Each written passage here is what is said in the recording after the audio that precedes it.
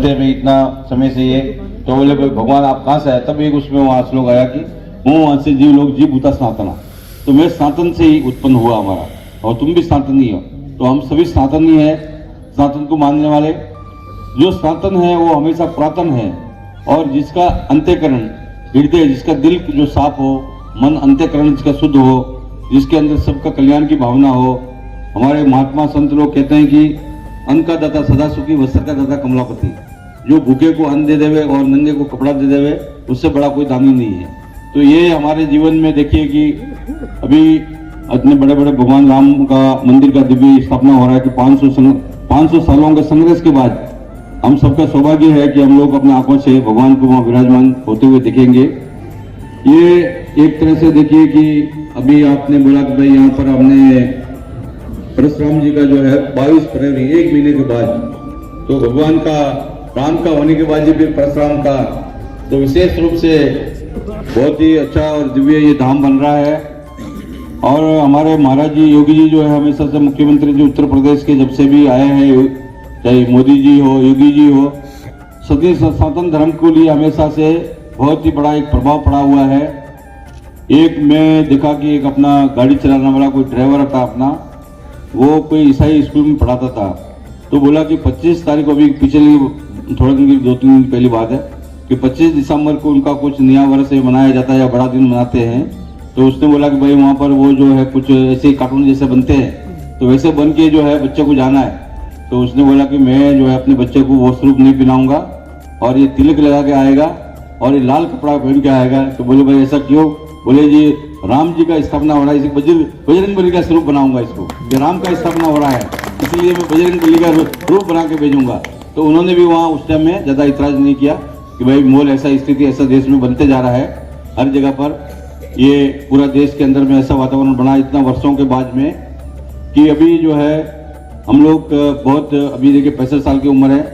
बचपन में हम जब 15-10 साल के स्कूल में जाते थे, तो कोई भी मतलब तिलक लगाना या किसी भगवान का नाम लेना बड़ा डरते थे। अपने अंदर की, अपनी खुद की बात बता रहा हूँ, मैं इस कॉलेज में जाते थे जब, तो इस टाइम में ऐसा वातावरण था कि जो है आप हिंदू कहने से भी व्यक्ति तो उसको डर लगता था। आज एक व्यक्ति है कि हम लोग जो है हमारे देश के जो प्रमुख है, वो अपने को प्रमुख नहीं बोलते कि मैं तो ये है जन सेवक, प्रधानमंत्री जी बोलते भाई हम जन सेवक है, सेवादार है। तो वो अपने मन से जो है जहाँ भी जाते हैं वो मंदिर में पूजा करते हैं, पाठ करते हैं, भगवान का अभिषेक करते हैं। कभी आपने नहीं होगा टोपी पहन के जाना, ये जाना, लोग पहले समझते थे। अभी आज हर पार्टी वाला ये बोलने लगा, जितने भी विपक्ष वाले हैं, कम्युनिस्ट तक वाले ये बोल दिया कि मेरे को निमंत्रण तो आया है परंतु मैं जाऊंगा नहीं, कि मैं राम का सम्मान करता हूँ। ये इसके अंदर में ऐसा भावना जो कि कभी भी धर्म को अप्रेम बोलने वाले लोग हैं। जहाँ पर रूस में सबका विनाश हो गया, तो धर्म तो हमेशा शाश्वत है, वो कभी भी समाप्त होने वाला नहीं है। वो हमेशा जो हमारे महापुरुष हुए हैं, जितने भी ऋषि मुनि हुए हैं, जो दिव्य पुरुष हुए हैं, वो आदिकाल से ही इस धरती पर जो है हमारे जो पूर्वज जो हुए हैं। क्योंकि आप लोग सभी बोलते भी है कि भाई हम लोग 36 कौम, हमारा सभी बिरादरी, अभी महाराज जी हमारे कृष्ण स्वरूप जी बोलते हैं कि सभी बिरादरी का इसमें सहयोग है, हमारे देवेंद्र स्वरूप जी भी। तो 36 कौम का मतलब ये होता है, थोड़ा सा मैं आपको एक शास्त्र का बात बताऊंगा कि आप गणना, कि हमारे शास्त्रों में पुराणों में लिखा हुआ है कि 10 पुत्र जो है सूर्य के, 10 पुत्र जो है चंद्रमा के, ये कितना हो गया 20, 4 पुत्र अग्नि के, ये कितना हो गया 24, और 12 पुत्र बोले ऋषियों के, ये कितना हो गया 36। तो हम लोग बोलते हैं 36 कौम, तो ऐसे 36 कौम बनता है। ये हमारे यहाँ पर जो है करीब 700 साल से ज्यादा मुगलों का राज, और 200 से भी ज्यादा ऊपर जो अंग्रेज, 1000 साल के आसपास हम लोग गुलाम रहे। परंतु आज भी हम लोग बहुत संख्या के रूप में हैं, और आज भी जो है सनातन की हमेशा विजय है। कोई सनातन धर्म को कुछ भी बोले तो वो केवल क्या, राजनीतिक लोग राजनीतिक के लिए बोलते हैं, अपना कुछ स्वार्थ के लिए बोलते हैं, परंतु ये हमेशा से कभी मिटने वाला नहीं है। वो हमेशा से, कि किसी कवि ने कहा कि गमों के आंसू उबाल कर देखो, जो उसमें बनेंगे रंग किसी पर डाल के देखो, हृदय की चुभन भी होगी कम, किसी का पैर का कांटा निकाल कर देखो। तो हमारा सनातन धर्म का ये परंपरा है कि सभी लोगों को मदद करना है। और अभी क्या है कि दान ऐसा होता है कि दान का क्या 1 रुपये का भी महत्व है।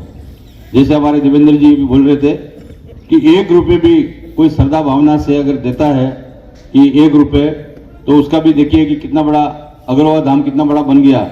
उन्होंने सबसे अग्रवाल समाज ने सबसे पहले बोला कि 1 ईंट 1 रुपये देना, और राम जन्मभूमि में जब शिला पूजन हुआ उस समय भी बोला कि एक ईंट देना, एक शिला दो, एक ईंट दो, 1 रुपया दो।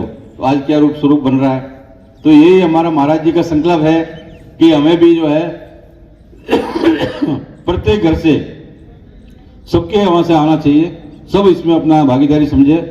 और जहां तक मुख्यमंत्री जी का है, हम लोग भी महाराज जी से विशेष रूप से निवेदन करेंगे और यहाँ पर आएंगे तो निश्चित रूप से आएंगे, क्यों नहीं आएंगे। और उनका तो कार्य ही है भाई, वो मठ मंदिर में रहते हैं, वो मंदिर के महंत है, एक महंत दूसरे महंत में आने से कैसे शर्म करेंगे, आएंगे जरूर। तो आपका सबका भावना है, तो निश्चित रूप से हम लोग भी विशेष रूप से आग्रह करेंगे। और हमारा यहाँ पर जितने भी संत है तो इसमें